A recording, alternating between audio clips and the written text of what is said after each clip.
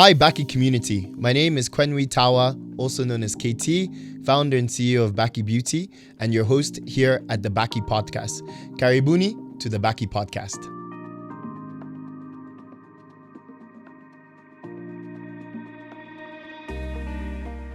Joining me in the studio today is Val, the founder and CEO of Ari by Tafari. Val, welcome. Thank you so much. How are you? I'm well. Amazing. Good to see you, Katie. Good to see you and too. Thank you for having me on the podcast. No, it's a pleasure. And thank you for joining us. Karibu sana. Wow. Yes. I know there's a lot Yes. that we can touch on. Yes. But I think first and foremost, right? And actually, I don't think I know the full story behind this. So I'm actually very curious. Is how did you get started as an entrepreneur, right? Wow. When did this journey begin? I think in my mind, you've been an entrepreneur your whole life. Really? Because you and your sister are both entrepreneurs. Yes. Right? So where did this journey begin? Wow. So the journey to entrepreneurship, it's a very interesting one. I think when I was around high school there, I knew that I definitely want to run my own business. Okay. It was around the time, I think, Donald Trump Apprentice had actually come out. So I loved the show. I was like, that's what I want to do when I grow up eventually. And then also growing up in a home where my mom was in private sector, and I would see how she just grow through the ranks and talk about how businesses run and how things are. So that coupled with watching The Apprentice for me was something that I was like, eventually I think this is something that I want to do. So all my decisions ended up going, in line with now that direction. Okay. So so that's how it started, and then went through high school. Did a business course actually. For me, business was like vital. Okay. I think I actually passed it with an A. So in high school you were doing a business course? Yes. But just for the record, I think I'd shared somewhere, I wanted to be a scientist when I was younger. Oh. Yes. So when did the change happen? The change happened. So for me, I think when I was in primary or elementary school there, I knew I was going to be an astronaut. I loved sciences. I loved things to do with the galaxies and all that stuff. So even the books that I would buy would be in line with that, And then obviously as you progress, I remember the Apollo's crash, I think in 2003. And I said, I'm not trying to die going to the moon. No, not a thing for me. So I doubled down. I said, maybe scientist, or maybe a doctor. Okay. So that was the idea until somewhere in high school during biology class, because I did all sciences. In biology class, I was like, during a dissection class. Exercise, yeah? Yes, it was a rabbit, and I did not touch that rabbit. So that's when you realized maybe this is not it. Yes, that's when I was like, you know what? No, I don't think this is a problem. Medical school, you have to dissect the body. Exactly. And then I knew medical school was going to be like 6 years. Yeah. And I said, bro, I don't have 6 years of my life to be in school. No. Fair enough. So that's when I'd shifted to actually getting into entrepreneurship. So that's probably high school, maybe in like year 9, year 10. Okay. Yeah, so that's when it started. So from there, I'll just read a lot of books, motivational books, to try and understand how to be an entrepreneur, how to organize your life, in a manner that actually can help you towards that. Yep. So obviously did a business in high school as my final course, and then I went to uni. Okay. And I did marketing. So I also did a degree in international business relations. Wow. Because for me, business, at the end of the day, that was a goal. So how did you pick marketing as like the course to study? So you did business in high school. Yes. Right? Yes. And then when you got to uni, it sounds like you had some idea of where you were thinking you were going. Exactly. Right. It was, I think it was like was it a logical decision? Because in uni, they had an entrepreneurship, what are they called? They had an entrepreneurship program. Yes, there's in the business, the overall business program, they had different courses. Departments. Yes, I can't remember what are they called. What's the distinction that you normally? I think it's departments. University. Class of or something. I don't know. Anyway, so there was entrepreneurship, there was marketing, there was, I think, still School of Psychology or something of the sort. So I wanted to do entrepreneurship. But what I realized, like, there are not many people who are signing up for that course. So that meant the courses would not come frequently every semester. And again, so courses were given by demand. Exactly. Okay. So, okay. And for me, I was not trying to, again, stay in school for in that school long. forever. So, You're like, well, how do we get practical? Exactly. Yeah. So, because I still had some sense of creativity, because I knew I would be an entrepreneur in the creative space, and I felt marketing was the closest business course to being a creative. Okay. So that is how I ended up with marketing. Yes. Okay. Which I still enjoyed and I loved. I think if I was working in corporate today, I'll probably be in marketing. And actually, I am a social media consultant. So somehow it still balances out. Interesting. Yeah. Interesting. Yep, okay. yep. So in uni, you've decided marketing and international business. Yes. I'm guessing you have a global perspective in terms of how you wanted to engage from a business perspective, right? Yes. With the international business. Yes. So walk us through what happened after uni, right? Yeah. Did you jump directly into Ari by Tafari, or what was the journey of getting to Ari by Tafari? Oh, that was a journey and a half. So after uni, I think my plan was, I went to uni when I was very young. Okay. How old were you? You want me to say my age? People are going to figure out. But I joined uni when I was 16. Wow. Yes. Okay, so we're in the presence of genius, guys. In the presence of genius. So, yeah, I know everybody around here just like, oh my gosh. Yes, so 16, I graduated when I was 19. And you knew exactly what you wanted at 16? Yes, I was very focused. I was that kid focus. in school. Yes, I was that kid in school. I remember I was like, avoid that one. That one is too focused.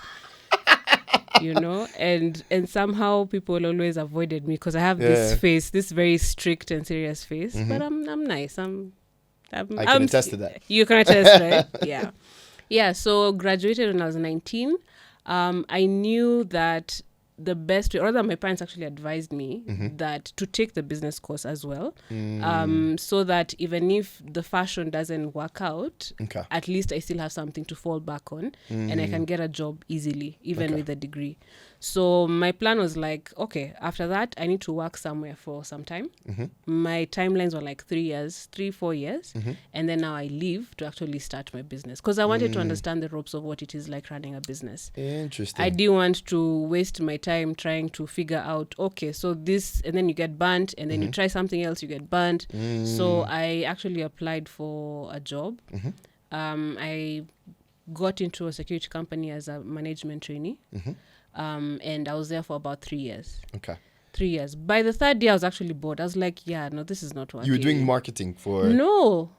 Ironically, no. Interesting. When you enter into the graduate management trainee program, they take you everywhere. So they're training you to be a manager. Okay. Yeah, not necessarily in marketing. And they didn't have a very strong marketing department at that time because it's a security firm that everybody knows. So really, I don't even think they focused so much on that.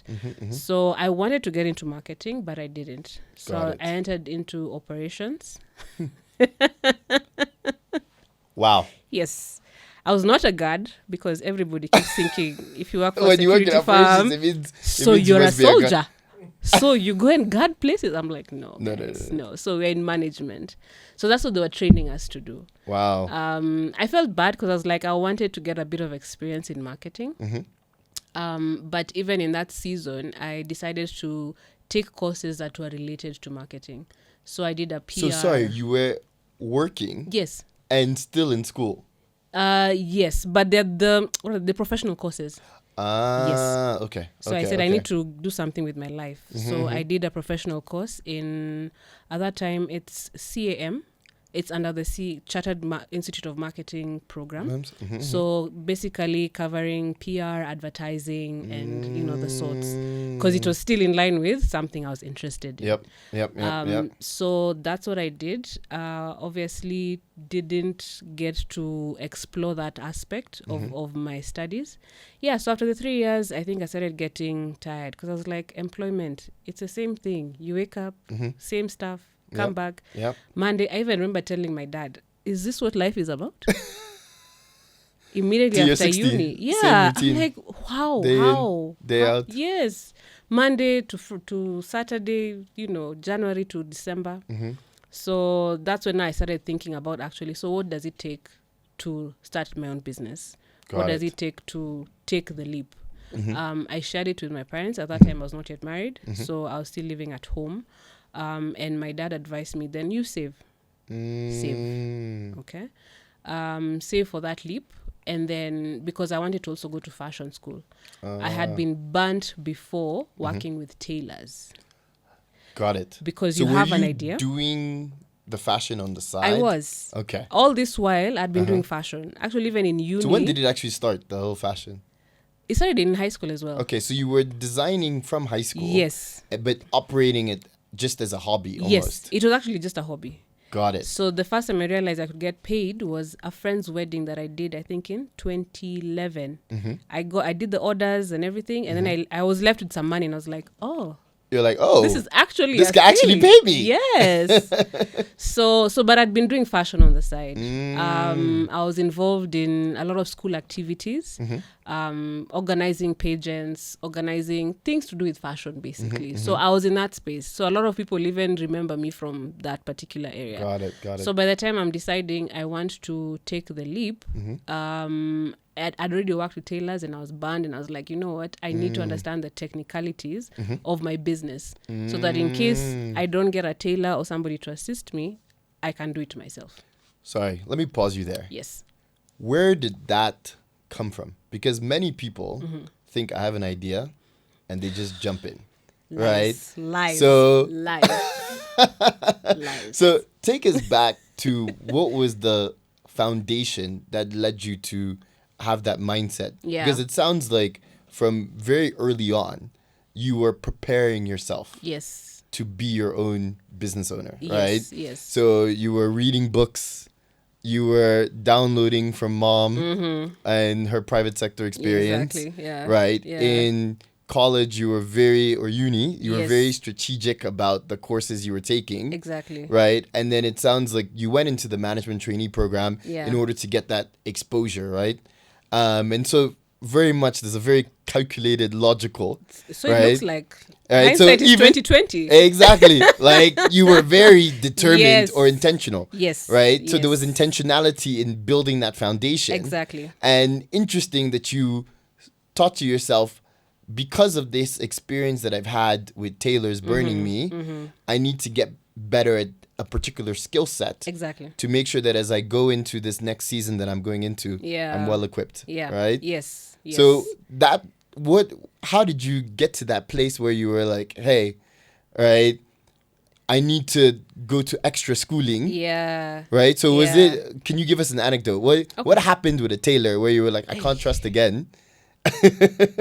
Let me tell you, tailors in this country, I think tailors just have a reputation. Uh-huh. It's all around Africa. I don't know about other parts of the world, but all around Africa, we just have a reputation. So actually, the idea was when I left uni, I was supposed to go to fashion school. Got it. No. Let's reverse that. When I left high school, I was supposed to go to fashion school. Huh.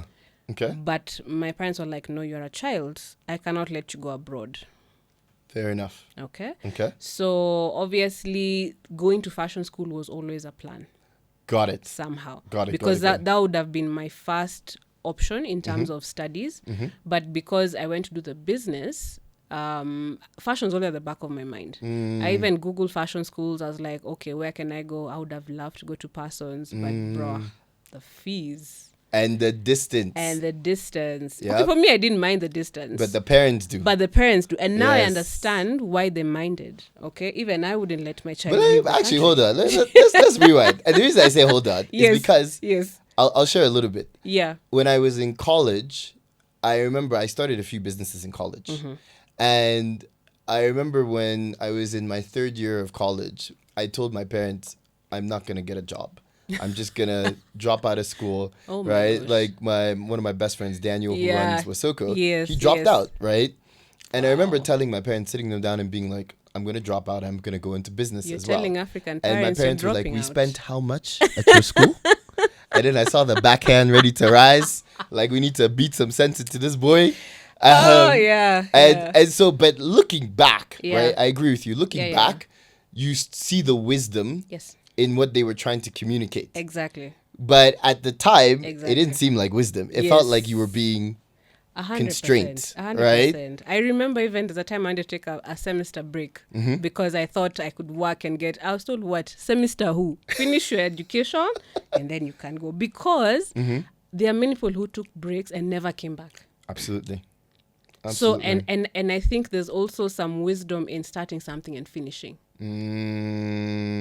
So you can imagine if you start doing a course and then you break and you're like, yeah, let me take a break, you never come back. It's like it starts a cycle of you just starting things and not actually finishing.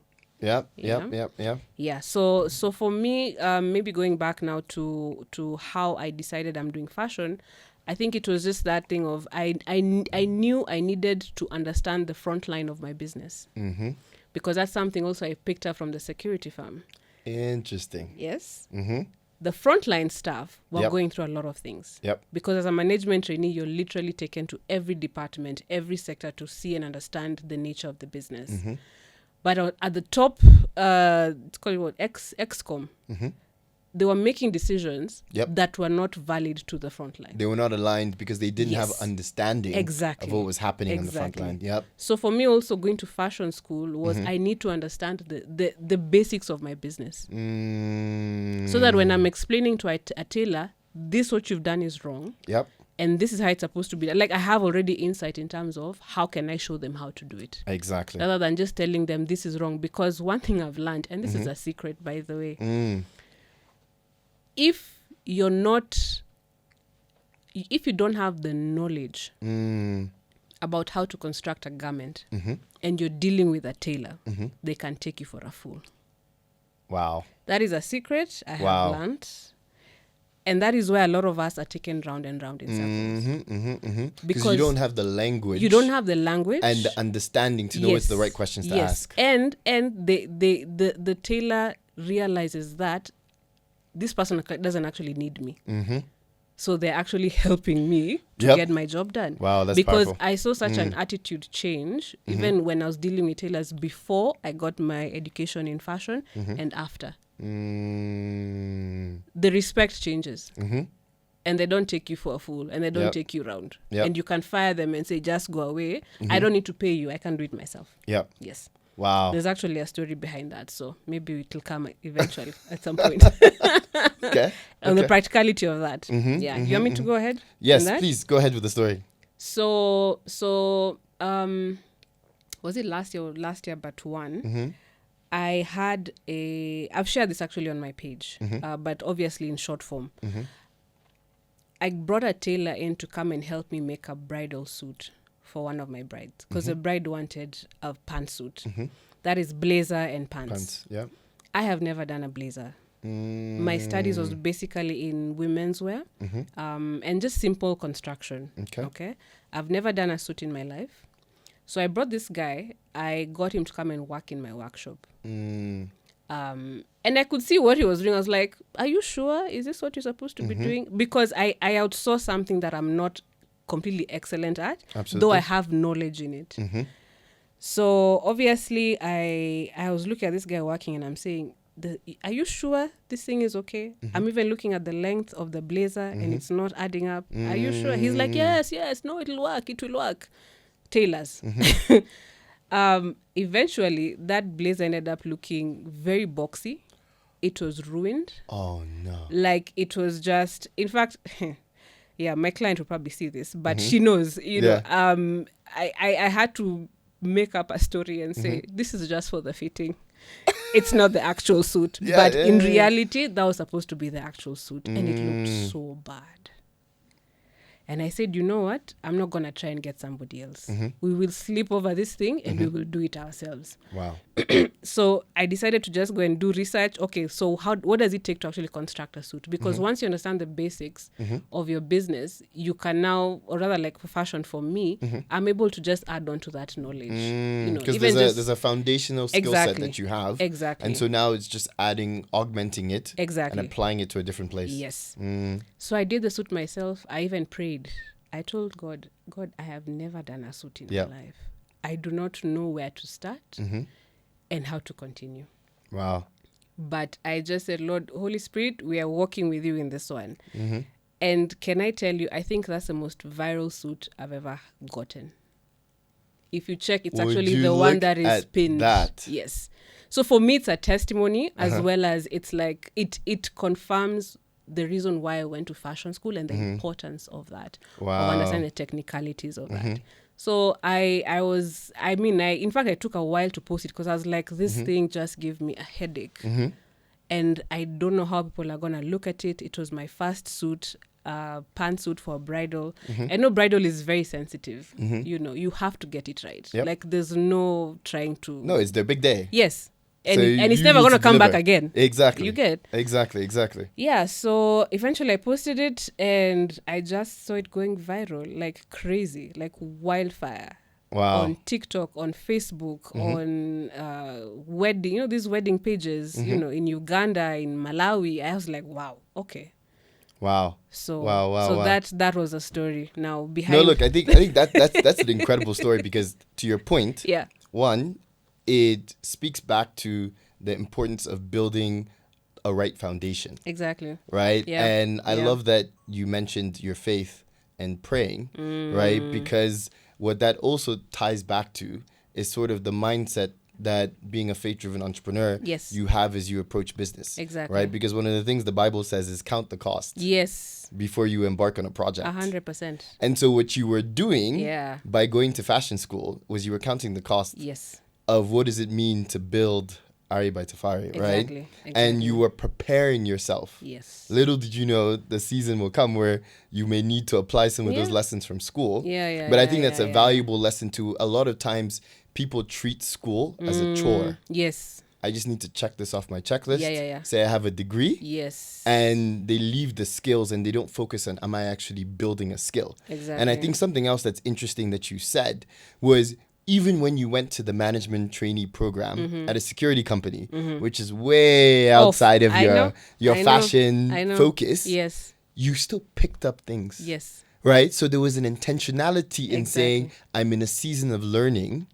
And in my season of learning, I'm going to pay attention to what is happening around me. Yes. And I'm going to internalize these lessons. Yes. Because like you said, one of the big lessons was you saw that dichotomy between management and the people on the ground. Yes. And you said, in my organization, I'm not going to let that be. Exactly. Right? Which is what enabled you to start to early on catch when that tailor was going wrong. Right? Yeah. And so I'm sure in the back of your mind, you already knew you might have to do that work yourself. I knew. So by the time you were getting to that prayer, yes, you knew this is all on me. My gosh. I even made a loss on that, to be fair. But for me, at the end of the day, I need to deliver. Absolutely. That is a heart. Absolutely. And I don't even think it's just a fashion thing because I'm also passionate about creatives doing business well.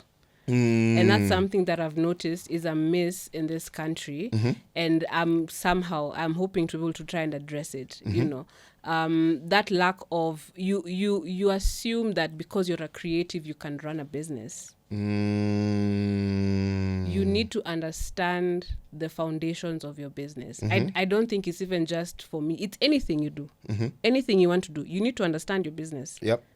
The bottom, like the front line of your business. If you don't get it, just leave it. You can't delegate that to somebody else. Absolutely. Yeah. Absolutely. But I think an interesting point that you're getting at there is I think someone else might argue that yes, it's important to understand to the best of your ability the foundation of your business, but there are other aspects of the business that you can look to outsource, right? That's true. Because if you do not outsource, it will also put a ceiling on how big your business can grow. That is true. Right? That is so true. Let's actually get into that, right? Yeah. Because you've been giving us the journey of how you were getting to Ari by Tafari. Yeah. But you have, as you said, even with that blazer, you've blown up. Yes. Right? Yes. For context for all of y'all, if you've ever seen my wife's dress, she did my wife's dress for her wedding. For our wedding. The traditional wedding. Yes. And amazing.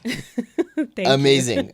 amazing. Like we still go back through the photos and remember that amazing work that you did. Thank you so much. And in fact, when we got the approval for signing our marriage license, who's the first person my wife said she's calling? Actually, she's calling Val. We stay tuned, huh? She called Val for that outfit, right? So this in thinking about scaling now to where Ari Tafari is, right? Ari by Tafari is. Yeah. Walk us through how have you thought about, because there's more than just making the dress, right? 100%. There's the client management.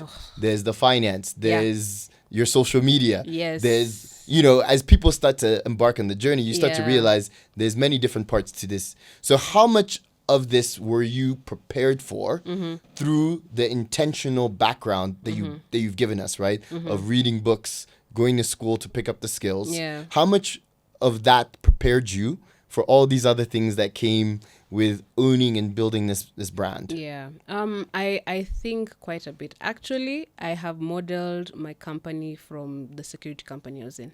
Interesting. Yes. Okay. I saw how the structure of the business was. So every, let me say, product or service was like a mini company in itself. Okay. So how the business, because the parent company is actually House of Tafari. So House of Tafari has a fashion department. It has the media side. It has digital marketing. So and each one of those. So I foresaw what I wanted. So I started working backwards. Interesting. So I looked at that model and I said, okay, if it was in my company, how would that look like? So you have your parent company. Okay. Obviously, there's a board, whatever that looks like.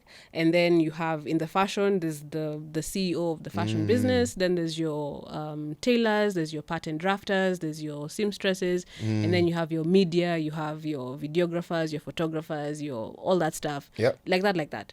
And each one of them would be run by different people. So I never saw myself being the one just running everything. Yep. So even right now, as we look at it, that is like the direction that we are working towards. Like there was that vision already. My background, because now that's where the business comes in, the business knowledge that I had, I started now implementing, because I understood that a creative business is not just you making a nice outfit and then everybody's happy. That is a hobby. If it's not bringing money, it's a hobby.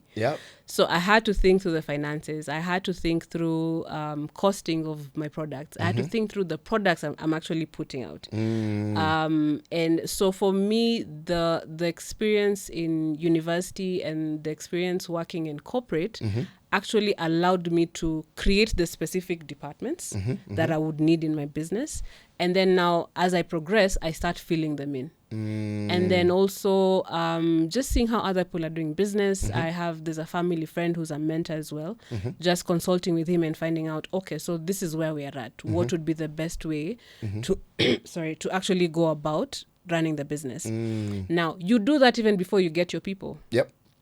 Because I, for the longest time, was doing everything myself. Currently, I'm still doing a lot of the stuff myself, and you only hire when you actually now get, you have enough cash flow to get other people on board. But one thing I realized is that for me to be able to grow the business, I need to get other people inside so that I can focus on the business and not necessarily work in the business. So that's what I've been doing, at least for the last 3 years. I got an assistant who, for me, in my mind, I needed to replicate myself. I need to replicate myself. So that, what does that look like? Whatever I can do, this person needs to be able to do in terms of the technical know-how. So that for me, right now, I focus on client facing, I focus on quality control, finishing, I focus on the marketing aspect of it, the social media aspect of it. That is my role, because that is where the business comes from. So I focus on that.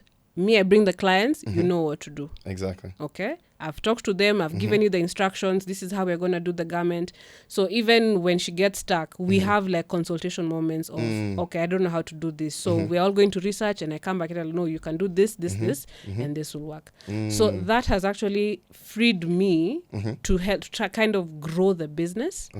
And not hoard and be like, I'm afraid she's going to run away with my ideas. I even tell her, by the way, when you're ready to leave, let me know. If you want to grow in a specific direction, please let me know. Me, I don't want to hold you. If anything... So let me pause you there for a second, actually. Because I think what you're saying is actually interesting, right? Yes. Because one of the biggest challenges, especially when you start off as a solopreneur, Yeah. right, where you're doing everything. Yes. And you get into the habit of doing everything. And then when someone comes in and you said your mindset was, I need you to basically get to the level of where I am. Yes. So that I can be freed up to do something else. Yes. Right? Yes. But of course, on day one, they're not there. Of course. Right? Yeah. So 2 things. One, walk us through your thought process when you were recruiting for this person. And what were the things you were looking out for when you were recruiting for this person? And then 2, how did you structure their onboarding such that you can build that trust? Yeah. Right? Because there's an element of trust that is needed for you to be able to say, hey, I am very fine with training you and equipping you. And I also know that one day you may go elsewhere. So for the process, I think that happened especially when I was now shifting to bridal, because I officially changed everything to bridal in 2022. So obviously I knew that I needed to get somebody definitely on board. First of all, I started looking around my circles. Is there anybody I can bring on board from my fashion school in the place? Are there people I can actually bring to kind of grow together? So people you already knew. Yes, people like I knew. But I wasn't seeing anyone. So I think for me it was scary because I was like, now I have to put an ad out. I just have to, you know. And so put an ad out and got so many applications from all people from different kinds of schools. It was so interesting to see, because like big on this side, trying to hire people, it's kind of like the audacity some people have, and there's no qualification. Oh my gosh, you know. So that was kind of fun. But then also now for the interviews, I brought on board. She was at one of my teachers in the fashion school, but she's also a friend. So I told her, come and help me just, conduct these interviews. Wow. And help me to vet the people. So what you were doing in the background was, as much as at the forefront you were a solopreneur. Yes. You had mentors and people who were guiding you, who you could seek advice from as you were making these decisions. Because you mentioned there was a family friend who you used to always kind of engage with as a guide on, hey, here's where I am, here's what I'm looking to do, help me get to where I want to go. And then now with the interview process, you had someone. So a very kind of key thing is you were intentional about making sure that people who had walked the journey before you were able to speak into your life at that point and give you guidance as to what is a good decision. And just asking questions and doing research. I think even during my last stint at my place of employment, I was just researching entrepreneurship. I was just Googling. I was like, those free internet. So you were a sponge, just absorbing as much information as you could. But I was just like, because I was doing a lot of research during my free time, just trying to understand what does it look like to run a business. On top of also the knowledge that I'd gathered from uni and working in that place, I just need to understand the practicality of it. And the mentors actually are more business related, more than creative related. So yeah, I think. And so you picked them out of knowing where you lacked knowledge to help augment you? Or how did you make that decision as to who you felt was a good mentor to carry along? And especially even with the you said she was a teacher who then became a friend. Right? So even with someone like that, I'm guessing when you were organically building that relationship, it probably wasn't clear on day one that she's going to be one day helping you with your business. But you were building that relationship and cultivating that friendship for a reason, right? Yeah. I think I'm very intentional with people that I want to learn from. I find it very hard picking mentors, actually. And picking people that I feel like I respect and I would actually want to emulate. So I really enjoyed my season actually in fashion school. And I learned so much. And I realized the teachers who were there had such a well of knowledge. And I said, you know what? I spotted a few and I was like, I think this one, whenever I get stuck, I will get in touch. Whenever I need this, I will get in touch, So there's that. And then the family friend, I watched him grow his business from zero to $1 billion business currently. Wow. And the business is still running, but it's not in any creative space. But I just understood I just saw the resilience of how he started and how he's grown his business and how it's still slowly growing. So for me, I was like, I am curious. And he's a believer, loves the Lord, and like such a serious faith-driven entrepreneur. So for me, that was a perfect criteria. I say I'm still yet looking for women in that space, but I didn't care about the gender. I was like, if you've done it, I want to sit with you. Yeah. I want to understand, how did you do it? I want to to understand, what am I doing wrong, so that I can actually change here and there. And also just sitting with the people who are doing business. I mean, like you, when we have a conversation. So how I think I've come to you before and I've asked. How do you do this? How do you get and people your husband on board? Are very intentional about reaching out. 100%, 100%. That is true. Because we our desire is to build a legacy, and not just build a business that is just us. We want the business to outlive us. Because also for me, one thing that I've noticed is that I don't know of many quote-unquote Rockefellers or Rothschild that are African-based. I've always asked myself, why don't we have... Because there's not... We don't... And actually, funny enough, it's interesting because I think communities need to evolve to develop these mindsets from mistakes. Because I've had this conversation with a couple of people, right? Where I have some friends in the Indian community, right? And I think the Indian community has been going through that. Where there's a generational transfer, right? And so now how do you start dealing where maybe the kids want nothing to do with the business? Right? And so how do you now start thinking about professional management coming into the business where that business can continue to persist whether or not the family is involved, right? You think like, for example, Walmart with the Waltons, right? The Walton family doesn't run Walmart, right? But the Waltons family is still the largest shareholder in Walmart. So absolutely, I think we have struggled to have that foresight, right? 100%. And I think learning from the mistakes of the past, right, which is a lot of what you're doing with reading, right, and research, is a lot of research on business is studying how other people have done it. Where have they gone wrong? And where have they done well? Which leads me actually to my next question for you, which is a lot of time people can get stuck just doing research and research and research and learning and learning, and I'm always learning, but you never do anything. I know people like that.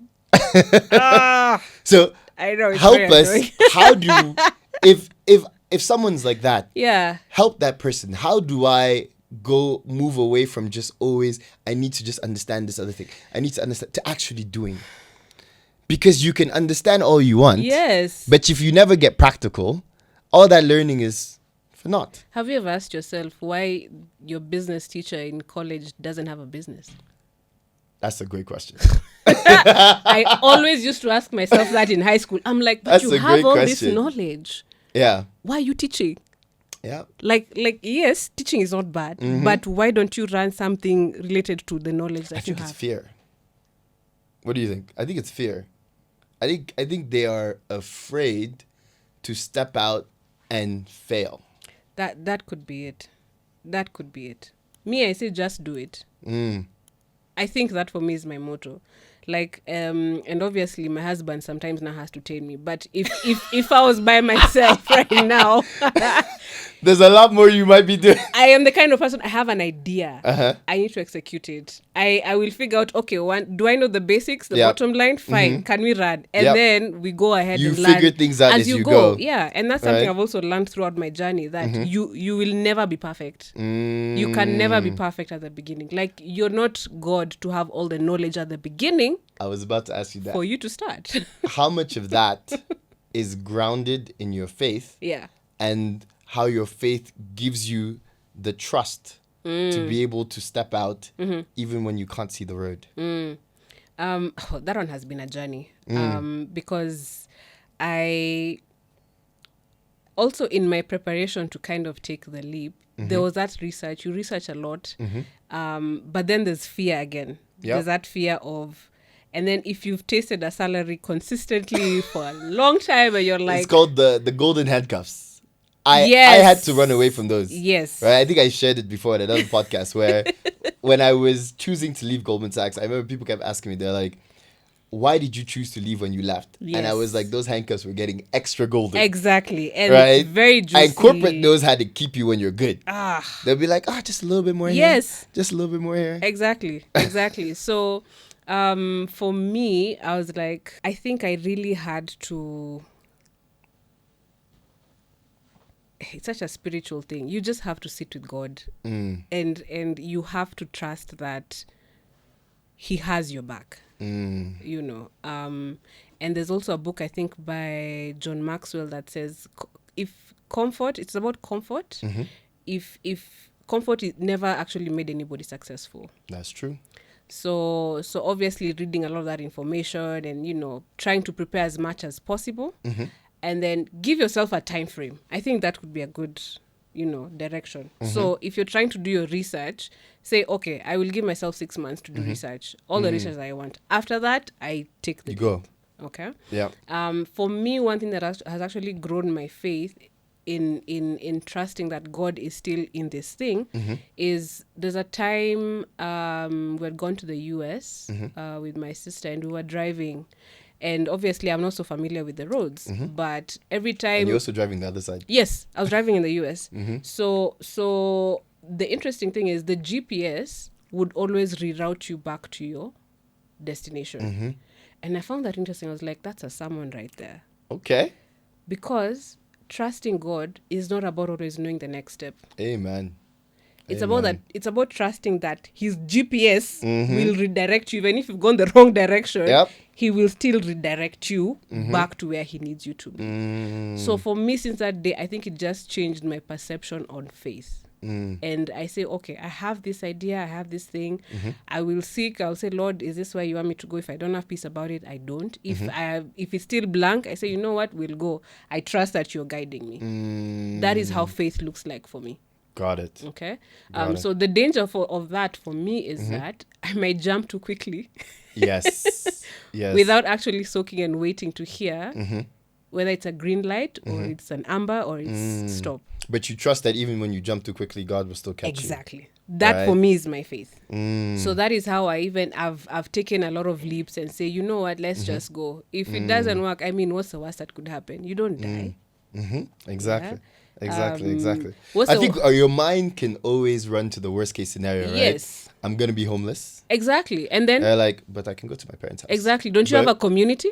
Exactly. That can support you? Exactly. And that's the beauty of being African. Because, yes, there's that aspect of shame, but shame never... Oh, let me change that. But shame is not the worst thing that could happen to you. Yes. You will still live. Yes. You will still eat. You know, you will still do so much. And I think one thing we need to also realize is to not peg our identity on what we do. We are more than what we do. And I think also something that's super critical on the point that you're making is I think people believe that when I've heard from God. Yes. And I've heard clearly, right? And I make the jump to begin. And I start to see some success, then becomes an expectation that linear path of success has to be where it continues. Yes, but that's not But true. I know that you have plateaus. Yes. Right? Because even in our spiritual walk, right, there are periods where you're growing a lot, and there are periods where you feel like you're in the wilderness. Exactly. So let's talk about the wilderness. Okay. Right? Let's talk about how do you, when the business feels like, where are all the clients? Yes. Right? Yes. How do you keep trusting that this is still the path that God has put you on? And how does your faith motivate you? Yes. When it feels like your team is doubting you? Yeah. When it feels like the clients aren't coming? Yeah. How do you navigate that? Wow, that is very... And I think nobody talks about that aspect of business. You think because you have a great idea, everybody's going to buy from you. Exactly. No. You have to really refine your idea through the years.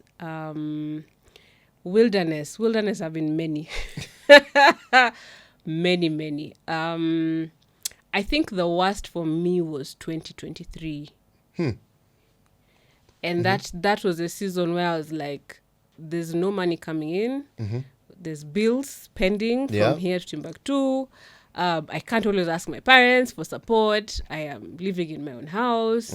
So, but honestly, I think number one, a support system is very important. Inside. Like you need, like I You don't need think, community. yes, I don't think you can be an entrepreneur and you don't have community. Baki, You will die. community matters. 100%. Community matters. That's amazing. 100%. And I think, number one, my husband was such a huge support. Because I think I was depressed even in that season because there was no clientele, there was just no business, and I couldn't explain why. You're doing everything right. You need that person who believes in you more than you believe in yourself. Exactly. So he would tell me, imagine, it's gonna be okay. We'll figure it out. I started thinking of other business options. Can I sell juice? He was like, you're not gonna do that. I was ready. I was like, can we find where something? else can we go? We need money. Exactly. I was even actually closing the page. Wow. Like I was quitting Ari. Like I have a post on my phone. Wow. I had created it. You had already prepared yourself to say this is it. I was done. And I think it happened when there was this one client that I actually really anticipated to work with, and we had even gone through the consultation and everything. And I was like, at least this will be a bit of a breakthrough and all that. So after so many heartbreaks, I was looking forward to this one picking up. Yep. And then she comes and tells me, oh, I'm not able to work with you because the family wants us to go elsewhere. My friend, I broke down. Wow. I said, yeah, I'm done. There's nothing I'm doing here. I'm not making a difference.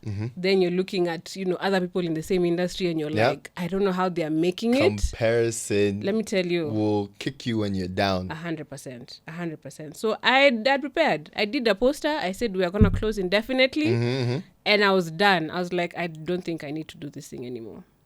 So what changed? My husband said, do not post it. Hey! Shout out to Val's husband. He needs his own shout out. Guys, this is why it is so critical to have people in your life who speak truth into your life. 100%. He said, don't do it. Wow. What are you doing? Just keep it there. Don't do it. Just leave. So that's the same season we actually climbed Mount Kenya. Wow. As a family. So it was very ironic because it's like... you were achieving a physical triumph in your life. Exactly. But in the business world, it felt like everything was collapsing. But even in that season, I think God showed us how he provided even in the small things. Because even for us to climb Mount Kenya, it was not anything we did. It was all taken care of. Wow. But in that season of climbing Mount Kenya, it really taught us a lot about resilience. Because, my husband and I are in business. So it was literally like a family situation. But it taught us a lot about resilience and holding on, and things get better. So it was like God was telling us, yes, you're in this wilderness of business, but if you keep pushing through and keep showing up, things will get better. Wow. And so even after the whole climbing of Mount Kenya, I came back to my business. Obviously, I was like defeated. I was like, yeah, we have no money. And growing up in security, for me, that was a big issue. Because I've never not lacked. Yep. So now for me in my head, lacking is like the world is crashing. Yep. There's, you have failed. Everything. Yes, I'm a failure. Everybody's looking at me. To be honest, nobody's looking at you. Yep. Everyone's chasing their own problems. Everyone's chasing their own. Yeah, everyone has problems. You're not that special, to be fair. It's true.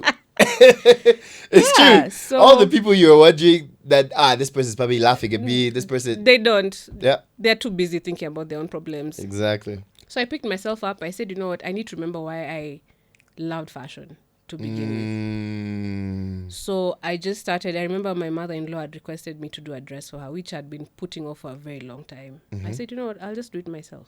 Went to the studio, just did my drafting, cut, I stitched it myself. And slowly by slowly, the joy started coming back. Yeah.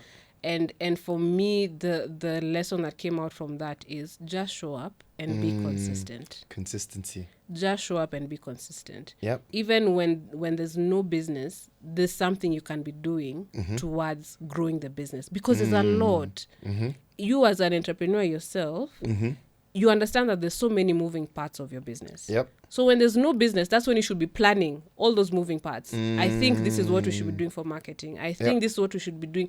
Take care of your finances. Take care of, your employees and figure out, are they okay? And, that is the time for you to do that. Yep. So that when now the business starts picking up, like your foundation is already solid. Yep. So now I feel like even moving forward in wilderness, that the attitude that I am going in with and I'm praying that I'll continue in it is work. There's still work to do. Yep.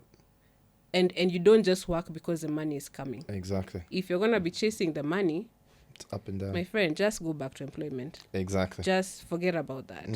So for me, that is something that God has taught me through the wilderness. Consistency. Just show up. I think something else that is speaking to me from your story is I can't remember exactly which church it is in Revelations that this letter is written to, but it says you've forgotten your first love. Yeah. As a founder and as an entrepreneur, that vision that God has deposited on your heart is like your first love. Exactly. Right? Exactly. And what you did by going back and making that dress was you went back to your first love, 100%. which was just creating. 100%. And you found joy in that first love. Yes. Versus chasing the vanity metrics. 100%. Right? Yep. And then that is what started to rebuild your passion for the business. And so it's really, really critical that you have true love for what it is that you want to build. Exactly. Because if you don't, yeah, when you go through that wilderness, that love will be tested. 100%. Oh, it's been tested so many times. So many times. In fact, I remember there was a season, this was before I even started doing bridal. I think I God taught me that I'm working from a place of anxiety rather than from a place of love. Yeah. So because that was a season where money was it was coming, but I was like, oh my gosh, we need to make more. Oh my gosh, we're not gonna have any more clients. Oh my gosh. So I started losing the joy of creating. Yeah. And God told me, you need to stop working from a place of anxiety and work from a place of love, because the anxiety aspect was, and I think a lot of us as business people, the need to achieve and the need to be recognized and the need to be seen is a sense of, it's an aspect of sin, the sinful nature of us, and we're looking for that in business, for the validation, in the business, and the business is not, it's not a good foundation.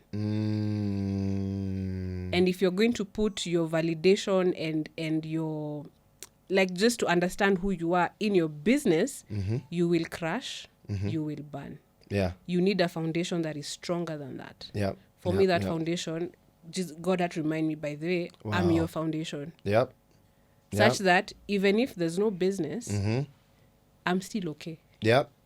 Like, it doesn't define who I am. Exactly. Because I'd always grown up in this overachieving kind of environment where when you achieve, you're accepted. When you're validated. You're validated, either by a gift or whatever. So at the back of my mind, I was like, I have to achieve for me to be accepted. Yep. And so because the business wasn't doing what it needed to do, I started crashing. Wow. And from that, so I feel like it comes in different seasons. Different lessons come in different seasons if you allow it to. Yeah. And so the wilderness now came with trusting.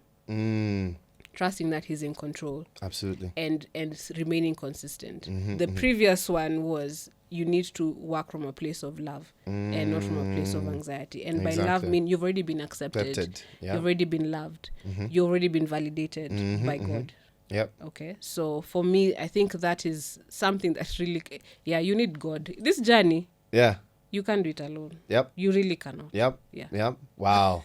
Wow. Look, amazing nuggets. Guys, if we just recap some of the wisdom that Val has dropped on us, I think number one, you need God. Yeah. Right? You need a firm foundation. Yes. That is unshakable to be able to achieve greatness. Number two, you need to always go back to your first love. Yeah. Right? Yeah. If you're not constantly revisiting your why am I on the journey that I'm on? Why am I, in everything you do, you need to always remind yourself of your why, because your why will matter very much in the wilderness season. 100%. Number three, success, even when you do all the schooling, even when you do all the mentoring, you talk to all the people, you will always have ups and downs. Yes. Right? 100%. And when that down comes, it will feel like all that comes. schooling was not prepared you. True. It doesn't prepare you, by the way. Exactly. Never. Right? You just have to learn it. Yep. Wow. Incredible wisdom. Val, this has been amazing. I think it's clear from your story that leaders can be made. Yes. Some people are born with some natural leadership abilities. That's true. But you have to form yourself along the way to be the leader that you need to be in each season. That's true. And Very the true. Skills that you need differ in each season. 100%. So thank you so much for the wisdom that you've shared. Thank you for having me. Guys, you can find out more about the Baki podcasts on our socials. On IG, you can follow us. That's Baki_beauty. Baki is BAKI_beauty. You can also follow us on TikTok. You can follow us on Facebook. You can follow us on X and on LinkedIn. And also, please follow us on our YouTube channel. Val, where can our audience follow Ari by Tafari, as well as follow more about you? Yes. So Ari by Tafari on Instagram, it's Ari_by_Tafari. On TikTok, Ari by Tafari as well. And on YouTube, Ari by Tafari, behind the scenes. So I share a lot about my journey and just talk about fashion, business, and weddings all together there. Yes. Thank you very much, Val. And as a show of our appreciation, we have a little something for you from the Baki team. Oh, thank you. And so, Baki community, please join me in thanking Val for her wisdom. Thank you so much. Thank you so much, Katie. This has been fun. And I hope people actually will learn a thing or two. Awesome. Yes. Awesome. Yeah. Thank you very much for sharing with us. Karibu. Thank you all for joining us for this amazing episode. We look forward to having you next time.